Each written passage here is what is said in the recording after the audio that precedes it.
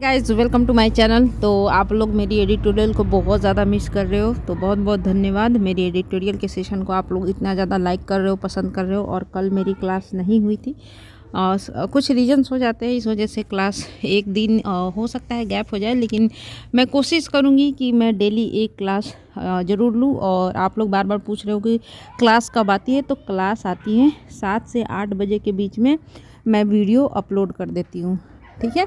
अब आप बोलोगे कि दीदी रात में क्यों अपलोड करते हो? क्योंकि सुबह में मुझे टाइम नहीं मिलता। सुबह में नाश्ता बनाओ, फिर ऑफिस जाओ, और शाम में आने के बाद मैं खुद पढ़ती हूँ, उसके बाद वीडियो बनाती हूँ, उसके बाद रिकॉर्ड करके एडिट वगैरह करते करते मुझे टाइम लग जाते हैं। तो 7 से 8 बजे रात के अप्रॉक्स में मैं अपलोड कर दूँगी। तो आप लोग अपनी इंटरनेट बचाए रखिएगा मेरी वीडियोज़ के लिए, ठीक है। चलो स्टार्ट करते हैं। तो यहाँ पर हम बात कर रहे हैं फॉर अ सिविक सोलिडेरिटी, ठीक है, on citizenship for the Chakma Hajong people. तो यहाँ पे बात हो रही है कि सोलिडेरिटी मतलब होता है एकता, ठीक है, मतलब कि एकता, ओके। तो जो समाज की एकता है उसके बारे में बात हो रही है। और किस बारे में बात होगी कि जो सिटीजनशिप है किसके लिए है? चकमा और हेजोंग पीपुल के लिए। तो आगे the Chakma Hajong people deserve citizenship and not racial profiling, ठीक है। तो क्या कह रहा है कि जो चकमा और हेजोंग पीपुल है, लोग हैं, यानी कि ये उनकी प्रजाति है, जाति है, ठीक है, यानी कि उनका वो आइडेंटिटी है कि वो क्या है, चकमा और हेजोंग प्रजाति के लोग हैं। डिज़र्व, वो क्या डिज़र्व करते हैं? सिटीजनशिप डिज़र्व करते हैं, और रेशियल प्रोफाइलिंग डिज़र्व नहीं करते हैं। रेशियल कहने का मतलब कि जात पात के आधार पर, उनके कलर के आधार पर उनकी जब जानकारी इकट्ठी, प्रोफाइलिंग कहने का मतलब कि इम्पोर्टेंट डेटा को इकट्ठा करना को प्रोफाइलिंग बोलते हैं, ठीक है। तो चकमा हेजोंग के जो लोग हैं वो सिटीजनशिप डिजर्व करते हैं, ना कि उनके रेशियल, उनके जाति और धर्म और फेस के आधार पे, कलर के आधार पर उनका डेटा इकट्ठा किया जाए, ये वो डिजर्व नहीं करते हैं, ठीक है। ये कह रहा है। आगे पढ़ते हैं। द NHRC कोई ऑर्गेनाइजेशन होगी, हैज़ डन, उसने डन किया है, the right thing in directing the ministry of home affairs and the Arunachal Pradesh government to submit an action taken report against the racial profiling and reallocation of the Chakma and Hajong community in the north eastern state, ठीक है। तो यहाँ से यहाँ तक हमने पढ़ा। अब बहुत ही प्यार से समझेंगे और अच्छे से समझेंगे। तो क्या हुआ है कि जो NHRC हैं उन्होंने क्या किया है कि सही चीज़ किया है। राइट थिंग मतलब सही चीज़। तो उन्होंने क्या किया, इन डायरेक्टिंग मतलब डायरेक्ट देते हुए, मतलब किसी को आदेश देते हुए, जो आदेश दिया है उसने बहुत ही अच्छा आदेश दिया है। इन यहाँ पे प्रीपोजिशन लगा, इन डायरेक्ट आपका नाउन वर्ब है, ठीक है, क्योंकि वर्ब कैसे पता चलता है, डायरेक्टेड इसका बना सकते हैं ना, तो ये वर्ब है। तो ये प्रीपोजिशन के बाद वर्ब आएगा तो हमेशा ING फॉर्म में ही आएगा, ठीक है। तो ये ING फॉर्म में आया है तो करेक्ट है। तो उसने किसको डायरेक्शन दिया है, किसको आदेश दिया है? तो दिया है मिनिस्ट्री ऑफ होम अफेयर्स को NHRC ने डायरेक्शन दिया है। कुछ तो डायरेक्शन दिया होगा, आगे पढ़ेंगे। और किसको डायरेक्शन दिया है? अरुणाचल प्रदेश को डायरेक्शन दिया, अरुणाचल प्रदेश के गवर्नमेंट को डायरेक्शन दिया है कि वो सबमिट करें, कि दोनों मिलकर सबमिट करें। क्या सबमिट करें? An action taken report against, जो रिपोर्ट उन्होंने तैयार किया है against racial profiling and reallocation of the Chakma and Hajong community in the north eastern state, यानी कि जो अरुणाचल प्रदेश की गवर्नमेंट और होम अफेयर्स है उसको NHRC ने बोला कि आपने जो एक्शन लिया है, जो एक्शन किया है, वो एक्शन क्या है कि आपने रेशियल प्रोफाइलिंग यानी कि जात पात के आधार पर, कलर के आधार पर जो आपने डेटा इकट्ठा की है, और जो चकमा और हेजोंग लोगों की कम्युनिटीज़ हैं उनको जो रीअलोकेशन किया है नॉर्थ ईस्टर्न स्टेट में, उसका मुझे आप लोग रिपोर्ट सौंपें, ठीक है। आगे पढ़ते हैं। तो यहाँ से यहाँ तक आप लोग समझ गए मेरी बातों को, यहाँ से यहाँ तक, ठीक है। तो देखो NHRC सब्जेक्ट तो हैज़ लगा, सही है, हैज़ के साथ V3 लगा, सही है। इसके बाद इन बताया मैंने, इसके बाद मिनिस्ट्री ऑफ होम अफेयर्स, ये यहाँ तक सही है, ये भी सही है। टू के साथ सबमिट V1 लगा है, करेक्ट है। एन एक्शन नाउन का काम कर रहा है यहाँ पे, इस वजह से एन लगा, मतलब एक एक्शन। टेकन रिपोर्ट अगेंस्ट यानी कि किसी के अगेंस्ट में कोई काम हो रहा है, तो किसके अगेंस्ट में काम हो रहा था, चकमा एंड हाजोंग कम्युनिटीज़ के अगेंस्ट में। तो क्या काम हो रहा था, रेशियल प्रोफाइलिंग का काम हो रहा था और रीएलोकेशन का काम हो रहा था। आगे पढ़ते हैं। They had fled their homes. They यहाँ पे किसकी बात हो रही है, यहाँ पे दे कहने का मतलब जो चकमा और हाजोंग लोग हैं उनकी बात हो रही है, इसलिए वहाँ पे दे लगा। दे सब ये प्रोनाउन है, और प्रोनाउन किसके जगह पे आता है, नाउन के। नाउन हमारा चकमा और हाजोंग है, तो बार बार हम इसको यूज़ ना करें, इसलिए यहाँ पे दे लग गया। ठीक, दे हैड फ्लेड, वे क्या हुए, एक जगह से दूसरे जगह गए। तो फ्लेड कहने का मतलब है कि फ्लेड हमारा भीतरी फॉर्म है। फ्लेड मतलब उड़ना नहीं होता है, यहाँ पे फ्लेड का मतलब ये है कि एक स्थान से दूसरे जगह पे जाना। देयर होम्स यानी कि वो अपने होम से कहीं गए तो कहाँ गए आगे बताएगा। देयर इसलिए लगा कि यहाँ पे दे लगा है। ठीक है, तो देयर का जो पोजेसिव प्रोनाउन होता है वो देयर होता है। जैसे सी का होता है ना कि हर रूम यानी कि उसका रूम। ठीक है, तो वैसे ही दे का होता है their. Homes in the Chittagong hill tracts in erstwhile east Pakistan. तो वो उनका जो घर था वो कहाँ था, चिटोंग हिल पे था, और वो हाल फिलहाल में उसको भूतपूर्व में, अर्स्टवाइल मतलब होता है पहले, भूतपूर्व। ठीक है, भूतपूर्व, एक सेकंड, भूतपूर्व। ठीक है, तो अभी उसका जो नाम है वो नाम क्या है, चिटोंग हिल ट्रैक्स। ठीक है, और पहले उसका नाम क्या था, उस जगह का पहले नाम था ईस्ट पाकिस्तान और प्रेजेंट डे बांग्लादेश। ठीक है, तो after losing land to the construction of the Kaptai dam on the Karnaphuli river in the early 1960। आगे पढ़ते हैं। ठीक है, इसको समझने की कोशिश करते हैं। देखो क्या हुआ कि वो उन्होंने अपने घर छोड़ दिए। कहाँ उनके घर थे, चिटोंग हिल ट्रैक्स में थे, और पहले उसका नाम क्या था, ईस्ट पाकिस्तान में। अभी वो कहाँ है, बांग्लादेश में है। आफ्टर उन्होंने घर कब छोड़े, आफ्टर लूजिंग लैंड यानी कि उन्होंने अपने ज़मीन को क्या किया, लॉस कर दिया। क्यों लॉस कर दिया, उसका रीज़न है to the construction of the Kaptai dam, यानी कि जब कैप्टाई डैम बन रहा था तो उस वजह से उन्होंने अपने लैंड को लूज कर दिया, मतलब खो दिया। यानी कि हो सकता है कि गवर्नमेंट ने उनसे ज़बरदस्ती ले लिया हो, या फिर मतलब अब वहाँ पे डैम बन रहा है तो मजबूरी है उनका छोड़ना, है ना। तो ये डैम कहाँ बन रहा था, ऑन द कारनाफूली रिवर पे बन रहा था। ये डैम कहाँ बन रहा था, इस रिवर पर बन रहा था, इन द अर्ली 1960। यानी कि ये कब की बात है, 1960 की बात है। ओके, अब आप लोग समझ गए ना। अब देखो यहाँ पे 1960 यानी कि किसी ईयर की बात हो रही है, इस वजह से यहाँ पे इन लगा। ओके, और किसी रिवर के ऊपर ही डैम बनता है, इसलिए यहाँ पे ऑन लगा। ठीक है, यानी कि ये रिवर बह रही है, इसके ऊपर ही तो डैम बनेगा ना ऐसे। ठीक है, तो इस वजह से यहाँ पे ऑन लगा। ओके, आगे पढ़ते हैं।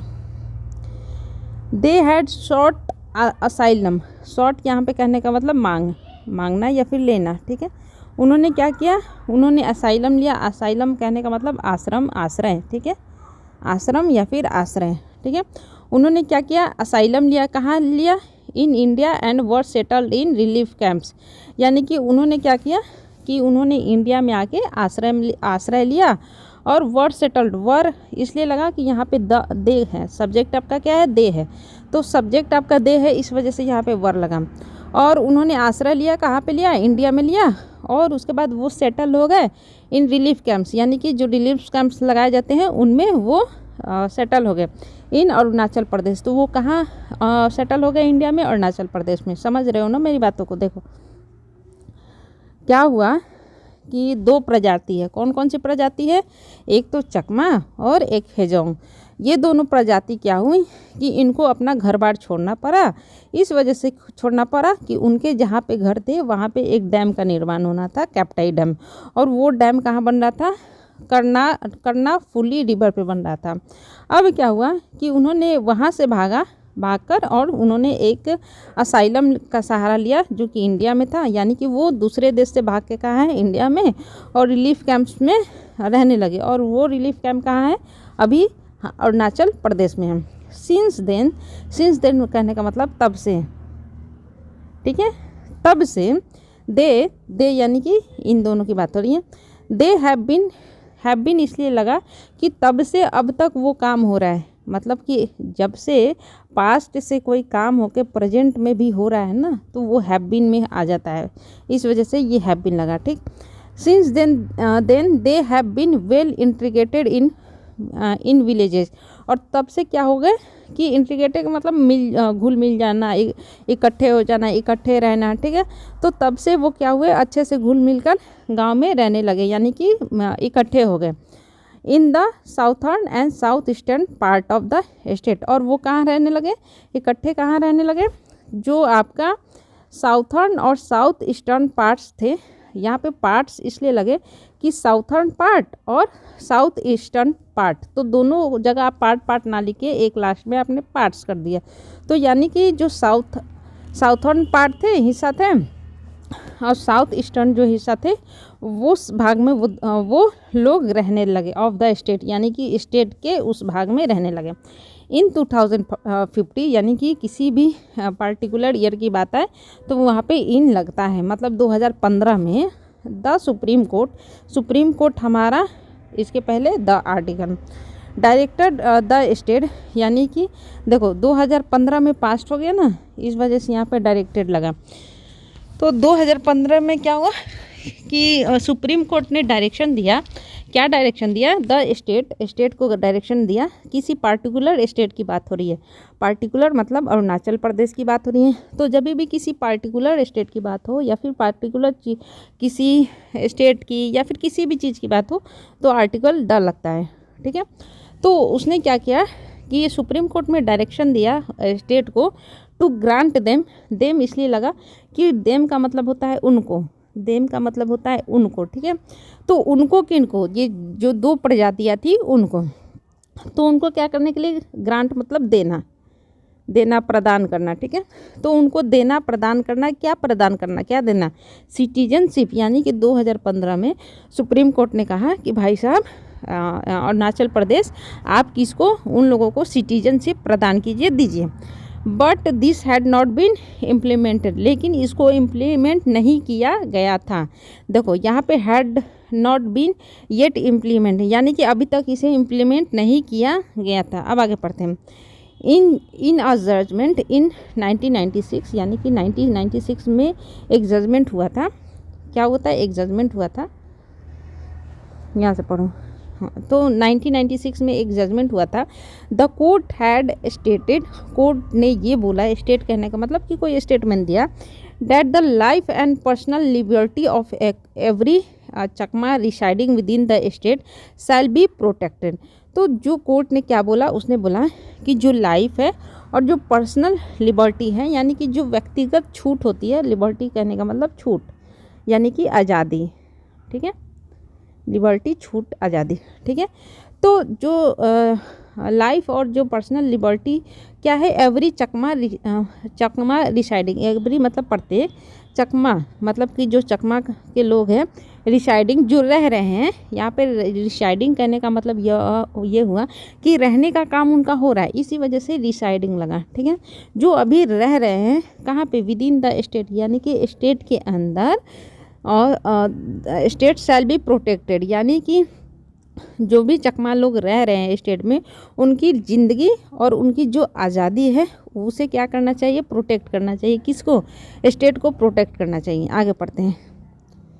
In light of these orders, तो यानी कि दीज ऑर्डर्स, यानी कि दीज क्यों लगा, बताओ, दीज इसलिए लगा कि कोर्ट ने दो ऑर्डर दिए, एक तो बोला कि लाइफ और एक बोला कि पर्सनल लिबर्टी, तो दो ऑर्डर हुए ना, तो इस वजह से दीज ऑर्डर्स हुआ। ठीक है, तो इस ऑर्डर्स मतलब ये जो ऑर्डर्स हुए, and given that most of the Chakma Hajong community members were born in the state and have been living peacefully, यानी कि जो ऑर्डर हुआ इस आधार पर देखते हुए कि जो most of the Chakma Hajong community member, जो मतलब मान लो कि 10 लोग हैं, उसमें से 9 लोग ऐसे थे, मोस्ट कहने का मतलब कि जो ज़्यादा से ज़्यादा जो लोग थे चकमा और हेजोंग कम्युनिटी के जो मेंबर्स थे, were born in the state, यानी कि देखो क्या हुआ कि कुछ लोग आए, उसके बाद वो वहाँ पे रहने लगे, तो उनके फैमिली मेम्बर्स बढ़ने लगे। तो जो फैमिली मेम्बर्स हुए वो स्टेट में ही उनका जन्म हुआ था, ठीक है। तो इसलिए यहाँ पे ये बोला कि most of the community members were born in the state and have been living peacefully. और वो क्या रह रहे थे, हैव बीन इसलिए लगा कि यहाँ पे हमारा कम्युनिटी मेंबर्स की बात हो रही है कि वो जो मेंबर्स है हैव बीन लिविंग पीसफुली, यानी कि वो शांति से रह रहे हैं, ठीक है।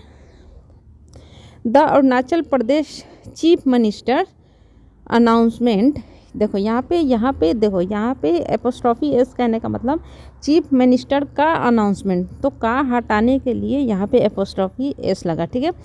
तो जो अरुणाचल प्रदेश के थे उन्होंने कोई अनाउंसमेंट किया, उनका अनाउंसमेंट इन अगस्त 2021 उन्होंने एक अनाउंसमेंट किया, कब, 2021 में, दैट कि दे वुड बी रीअलोकेट, यानी कि वो उनका फिर से रीअलोकेशन होगा, मतलब कि उनको दूसरे जगह पे ले जाया जाएगा आउटसाइड द स्टेट, यानी कि स्टेट के बाहर उनका रीअलोकेशन होगा। And that steps would be taken for a census, यानी कि देखो अरुणाचल प्रदेश के चीफ मिनिस्टर ने बोला कि अब उनका हम लोग रीअलोकेशन करेंगे और स्टेप्स लिए जाएंगे, would be taken for a census मतलब जनगणना के लिए स्टेप्स लिए जाएंगे। Of the communities was clearly unwarranted, यानी कि देखो अब ठीक से समझो आप लोग, ठीक है, बहुत प्यार से समझना, अच्छे से समझना, घबराना नहीं, अच्छा, बहुत ही आराम से पढ़ना। तो देखो, तो जो अरुणाचल प्रदेश के चीफ मिनिस्टर का अनाउंसमेंट हुआ इन 2020 कि they would be reallocated outside the state, यानी कि उनको स्टेट के आउटसाइड बाहर रखा जाएगा, और स्टेप्स वुड बी टेकन, यानी कि स्टेप्स लिए जाएंगे। तो किस लिए स्टेप लिए जाएंगे, के लिए यहाँ पे फॉर आया, steps would be taken for, किसके लिए स्टेप लिए जाएंगे, ए सेंसस मतलब एक जनगणना के लिए स्टेप लिए जाएंगे। ऑफ द कम्युनिटीज़ मतलब कम्युनिटीज़ का जनगणना, ऑफ मतलब का, यानी कि जो कम्युनिटीज़ है उसका जनगणना के लिए। वाज किस लिए लगा, यहाँ पे वाज का सब्जेक्ट ढूंढो, वाज का सब्जेक्ट अपना है कि यहाँ पे वाज का सब्जेक्ट आप बताओ कौन सा है। ये जो अनाउंसमेंट किया चीफ मिनिस्टर ने, ये उनका सब्जेक्ट है, वाज क्लियरली अनवारंटेड, यानी कि इसकी ज़रूरत नहीं थी। अनवारंटेड आपका वर्ब है और वर्ब को ये क्लियरली आपका एडवर्ब है, ठीक है। जनरली क्या होता है कि एल जो लगा होता है ना वो एडवर्ब होता है, ओके, जनरली ऐसा होता है। तो अनवारंटेड था वो, यानी कि इसकी कोई भी ज़रूरत नहीं थी। तो सब्जेक्ट अपना क्या हुआ, अनाउंसमेंट हुआ, चीफ मिनिस्टर्स अनाउंसमेंट, समझे। The so called state driven census, यानी कि जो ये सेंसस हो रहा था वो किसके द्वारा हो रहा था, ड्राइवन मतलब होता है कि किसी के द्वारा, ठीक है, कि ये जो स्टेट गवर्नमेंट के द्वारा जो सेंसस हो रहा था would have amounted to a racial profiling, यानी कि ये क्या करता, मतलब रेशियल प्रोफाइलिंग, यानी कि जनगणना जो होती ये किसके आधार पे होती, जात पात के आधार पे, फेशियल के आधार पे, रंग रूप के आधार पे। अब द टू कम्युनिटीज़, यानी कि जो दो कम्युनिटीज़ हैं उनका जो होता रेशियल प्रोफाइलिंग होता, ये मतलब सेंसस का नाम लेकर उनका जो जनगणना का नाम देकर क्या होता, रेशियल प्रोफाइलिंग किया जाता। that have also been the subject of an antagonist and nativist campaign by organizations such as the All Arunachal Pradesh States Union, okay। तो क्या बोल रहा था कि ये भी अगर ये सेंसस किया जाएगा, ओके, तो ये क्या होगा, एक सब्जेक्ट हो जाएगा, यानी कि एक आधार हो जाएगा। सब्जेक्ट यहाँ पे कहने का मतलब कि हिंदी, साइंस, रीजनिंग नहीं, यानी कि एक मुद्दा हो जाएगा, एक सब्जेक्ट का काम करेगा, किसके लिए, एंटागोनिस्ट के लिए, विरोधी पार्टी के लिए। विरोधी यानी कि जो विरोध कर रहे होंगे इन कम्युनिटीज़ का, पार्टी नहीं, मतलब कि ऐसे लोग जो इन कम्युनिटीज़ का विरोध कर रहे होंगे वो क्या होंगे, विरोधी हुए। एंड नेटिविस्ट, यानी कि होता है ना कि ये मेरा जगह है, ये तुम्हारा जगह है, ऐसा करके एक कैंपेन चलाया जाता, किसके द्वारा, antagonist and nativist campaign by organisation, किसके द्वारा चलाया जाता, यहाँ पे होता है द्वारा। ऑर्गेनाइजेशन, ऐसे ऑर्गेनाइजेशन जो जैसे कि all Arunachal Pradesh states union, ठीक है। फिर से समझते हैं अगर आपको थोड़ा सा कन्फ्यूजन हो गया। तो ये जो आपका सेंसस होगा, इससे क्या होगा कि हो सकता है कि बहुत सारे जो एंटागोनिस्ट है, जो नेटिविस्ट कैंपेन चलाए जाते हैं, बहुत सारे ऐसे यूनियन होते हैं जो इनके खिलाफ क्या करते हैं, बहुत सारे कैंपेन चलाते हैं। जैसे कि इसी यूनियन में एक यूनियन का नाम आता है all Arunachal Pradesh students union, ठीक है। अब आगे पढ़ते हैं क्या बोल रहे हैं कि the issue has not been helped either by statements made earlier by the union minister of state for home Kiren Rijiju about reallocation, यानी कि किरण रिजिजू जिन्होंने क्या दिया था, स्टेटमेंट दिया था, कुछ स्टेटमेंट उन्होंने दिया होगा, उनके स्टेटमेंट ने इस इशू को रिजॉल्व करने के लिए, यानी कि कम करने के लिए कोई भी हेल्प नहीं की। अब समझते हैं चीज़ों को। देखो, द इशू हमारा सब्जेक्ट है, सिंगुलर सब्जेक्ट है, इसलिए हैज़ लगा, हैज़ नॉट बीन हेल्प्ड, तो ये जो इशू है इसका हेल्प नहीं किया गया है, इसलिए ये पैसिव फॉर्म में हो गया। या तो स्टेटमेंट जो दिए गए हैं मेड अर्लियर, जो स्टेटमेंट दिए गए हैं अर्लियर, यानी कि जो पहले स्टेटमेंट दिए गए थे किसके द्वारा, यूनियन मिनिस्टर फॉर स्टेट, आपको पता ही है उनका नाम, अबाउट रीअलोकेशन, यानी कि रीअलोकेशन को लेकर उन्होंने कोई स्टेटमेंट दिया होगा पहले, और वो स्टेटमेंट जो रीअलोकेशन यानी कि उनको एक स्थान से दूसरे स्थान पे ले जाने की बात हो रही है, ये इशू को उस स्टेटमेंट ने कोई हेल्प नहीं किया, यानी कि इस इशू में अभी तक कोई सुधार नहीं आया है। अब आगे पढ़ते हैं, ठीक है। होप आप लोग को यहाँ से लेकर और स्टार्टिंग तक समझ में मैटर आया होगा, ठीक है। आगे पढ़ते हैं। इट इज़ डिफ़िकल्ट, यह मुश्किल है, इट के साथ इज़ लगा, और डिफ़िकल्ट यह मुश्किल है, बट नॉट इम्पॉसिबल, लेकिन यह इम्पॉसिबल नहीं है। फॉर एनी स्टेट, किसी भी स्टेट के लिए, फॉर मतलब के लिए किसी भी स्टेट गवर्नमेंट के लिए, इन द नॉर्थ ईस्ट मतलब कि किसी भी नॉर्थ ईस्ट के स्टेट के लिए, to balance the interest of native tribal communities and those of legitimately settle refugees and their progeny, ठीक है। तो इस चीज़ को थोड़ा सा समझते हैं। तो यहाँ पे क्या कह रहा है कि ये मुश्किल काम नहीं है, मतलब ये मुश्किल है लेकिन इम्पॉसिबल नहीं है किसी भी स्टेट गवर्नमेंट के लिए कि वो बैलेंस कर सके। क्या बैलेंस कर सके, मतलब जो इंटरेस्ट है, जो मतलब कि नेटिव ट्राइबल कम्युनिटीज़ की जो वहाँ पे अधिकार हैं, और जो लेजिटिमली यानी कि वैध तरीके से जो वहाँ पे रिफ्यूजी सेटल हुए हैं और जो उनके वंशज सेटल हुए हैं, उनके बीच में बैलेंस बनाना कोई इम्पॉसिबल टास्क नहीं है, ठीक है। यहाँ से यहाँ कहने का मतलब ये है। अब थोड़ा हम लोग इसको समझते हैं।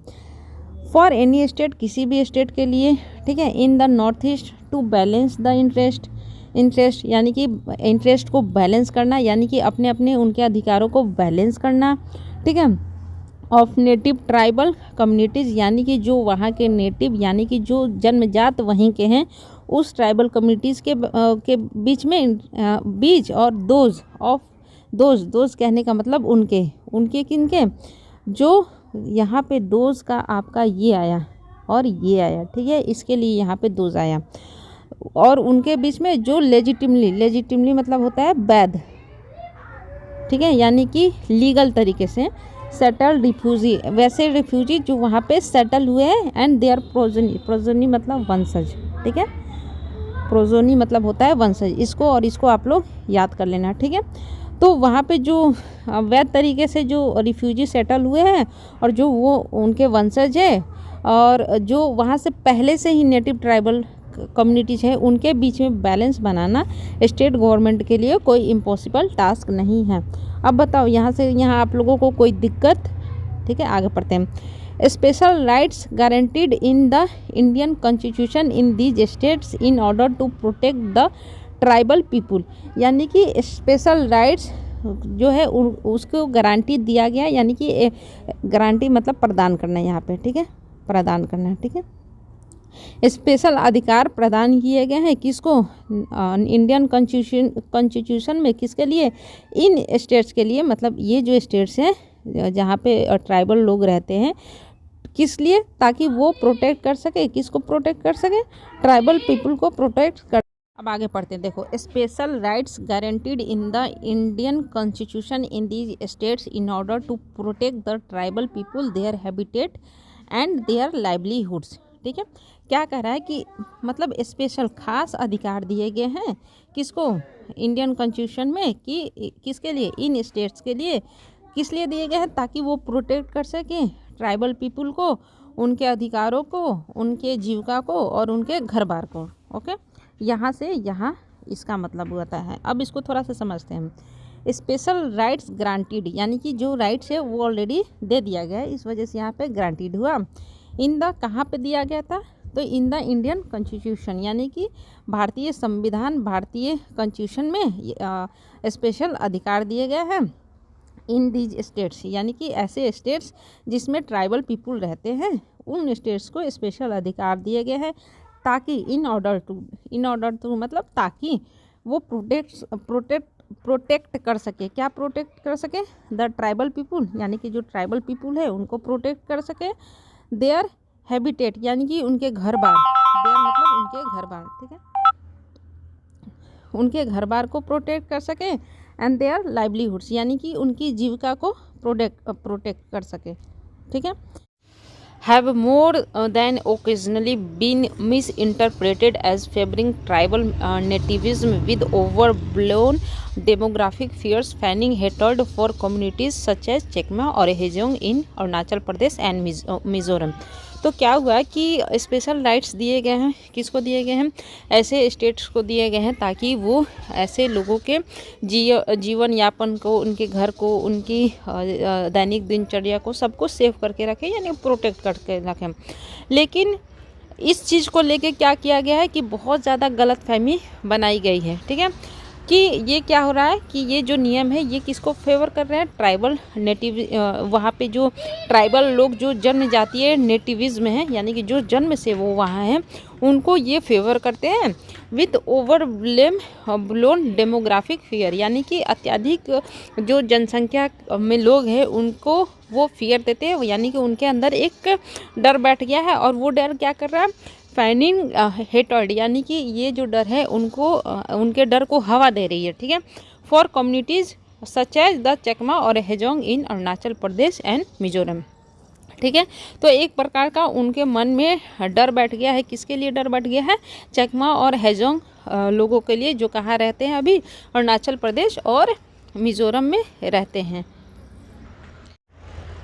अनफॉर्चुनेटली, दुर्भाग्यपूर्ण, पॉलिटिकल फोर्सेज, जो पॉलिटिकल फोर्सेज है, जो पॉलिटिकल पार्टी है, राजनीतिक पार्टी है, हैव ऑल्सो लिमिटेड, उन्होंने भी लिमिट कर लिया है खुद को। देमसेल्व्स इसलिए लगा कि यहाँ पे पॉलिटिकल फोर्सेज की बात हो रही है। फोर्सेज कहने का मतलब कि जो पॉलिटिकल पार्टीज़ है, ठीक है, तो उन्होंने क्या किया है, खुद को लिमिट कर दिया है टू यूजिंग एथनिक फ्यूजर्स। तो वो क्या कर रहे हैं, यूज़ कर रहे हैं ये जो जातीय दरार है। फ्यूजर्स करने का मतलब जो दरार है, इनके बीच जो दरार, यानी कि जो नेटिव लोग हैं, नेटिव ट्राइबल है, और जो बाहर से आए हैं ट्राइबल, इनके बीच में जो दरार हैं, उनको ये क्या कर रहे हैं, एथनिक फ्यूजर फॉर पावर एंड सस्टेंसेज, यानी कि ये उसको यूज़ कर रहे हैं।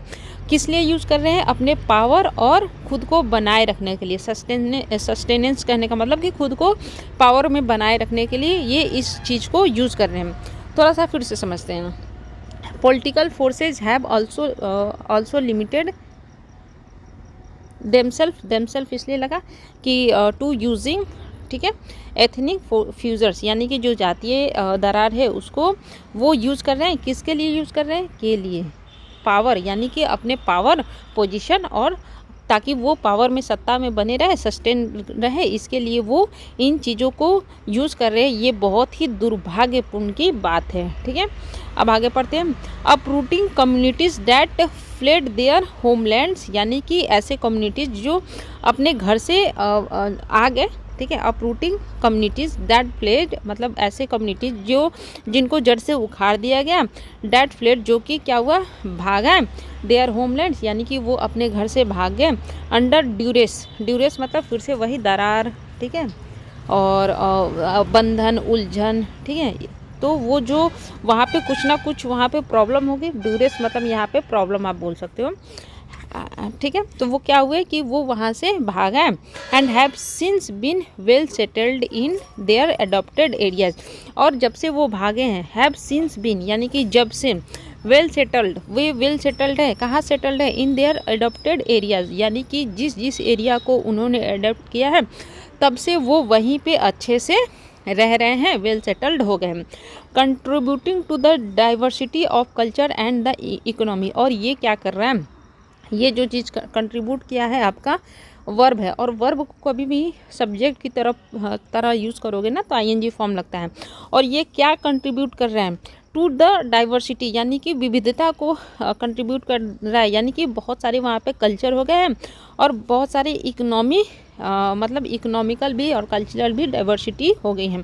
Would be a violation of their rights and repeating a historic रंग, यानी कि इससे क्या होगा कि ये इनके अधिकारों का क्या होगा, वायलेशन होगा, और जो हिस्टोरिक है वो रॉन्ग होगा, यानी कि जो उनके साथ रॉन्ग हुआ है जिसके कारण वो वहाँ से भागे हैं, सेम वही चीज़ ये वहाँ यहाँ पे भी उनके साथ दोहराई जाएगी।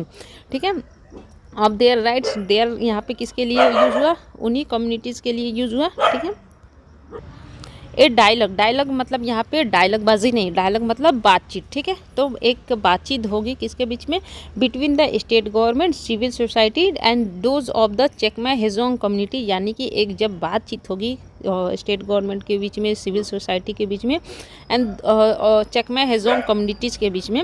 अब यहाँ पे आप बताओ बिटवीन क्यों लगा, आप बोलोगे मैम अमोंग क्यों नहीं लगा, अमोंग इसलिए नहीं लगा कि यहाँ पे एंड जुड़ा है। ठीक है, देखो यहाँ पे आपका जो बातचीत है वो स्टेट और सिविल सोसाइटी को एक यूनिट की तरह, यानी कि इनके बीच में और इनके बीच में बात होगी, यानी कि एक साइड में ये है और एक साइड में ये है, इस वजह से बिटवीन का यूज़ हुआ। ठीक है, यानी कि इनकी सोच एक है और इनकी सोच एक है, तो इनके बीच में एक बातचीत होगी। Would go a long way in addressing concerns in implementing the court judgment of 2015, यानी कि जब बातचीत होगी तो ये जो बातचीत होगी एक लंबा रास्ता तय करेगी, किसमें, एड्रेसिंग कंसर्न, यानी कि जो कंसर्न दिखाए गए हैं, क्या कंसर्न दिखाए गए हैं, implementing the court judgment of 2015, यानी कि जो कोर्ट ने जजमेंट दिया था 2015 में, तो जो 2015 में कोर्ट ने क्या जजमेंट दिया था कि उनके जो कम्युनिटी है, जो चकमा और जो हेजोंग कम्युनिटी है, उनके आपको देखभाल करनी है, प्रोटेक्ट करना है। ठीक है, तो ऐसा सिटीजनशिप देना है। ठीक है, तो ये सारी चीज़ें 2015 में बोली गई थी, और ये सारी चीज़ें इम्प्लीमेंट करने के लिए इन दोनों को बातचीत करना पड़ेगा, और ये थोड़ा सा एक लंबा दिख रहा है।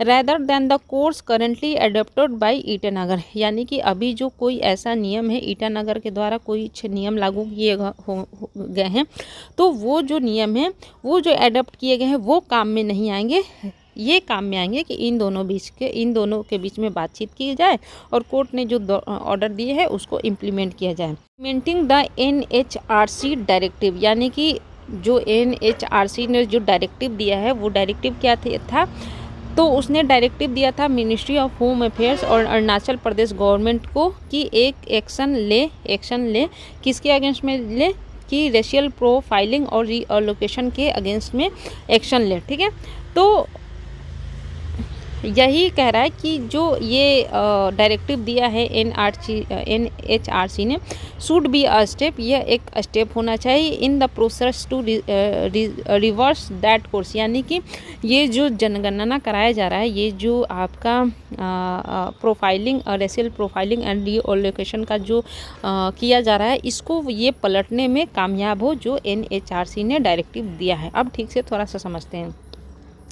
ओके, तो क्या कह रहा है, देखो शुरू से समझते हैं कि जो चकमा और हेजोंग के लोग हैं, पता है कि दूसरे देश से भागकर इंडिया में आके कहाँ बस गए, अरुणाचल प्रदेश में आके बस गए। ठीक है, अब अरुणाचल प्रदेश के जो मेन ट्राइबल है जो यहीं से है, उनको अब डर हो गया है कि ये लोग आके हो सकता है कि अब उन दोनों के बीच में क्या हो गई है, खींचतान हो गई है। ठीक है, तो इस आधार पे अब स्टेट क्या कर रही है कि स्टेट बोल रही है कि हम रेशियल प्रोफाइलिंग कराएंगे, यानी कि इनको अलग जगह पे शिफ्ट करेंगे। ओके, और अब देखो गाइज, प्रोफाइलिंग मतलब होता है the activity of collecting important and useful details about someone और समथिंग, यानी कि अगर किसी के विषय में इंपॉर्टेंट डिटेल कलेक्ट करते हैं तो उसको होते हैं प्रोफाइलिंग। एसाइलम मतलब आश्रम, अनवारंटेड मतलब अनुचित, जिसकी कोई ज़रूरत नहीं है, एंटागोनिस्ट मतलब विरोधी, है ना, लेजिटिमेट मतलब वैध तरीके से, प्रोजेनी मतलब वंशज, डेमोग्राफिक मतलब जनसांख्यिकीय, relating to particular sector of population. Okay, ethnic मतलब होता है कि relating to a group of people who have the same culture and tradition, यानी कि कोई ऐसा ग्रुप जिनका कल्चर और ट्रेडिशन सेम हो तो उसे बोलते हैं एथनिक, यानी कि जातीय मतलब एक जात के। ओके, तो होप कि इतना आपको समझ में आया हो। ओके, तो कैसा लगा आपको एडिटोरियल का ये पार्ट? होप आपको अच्छा लगा है, तो आप लोग कमेंट करके बताइएगा। चलो, ऑल द बेस्ट गाइज, मेहनत करते रहिए, सफलता ज़रूर मिलेगी।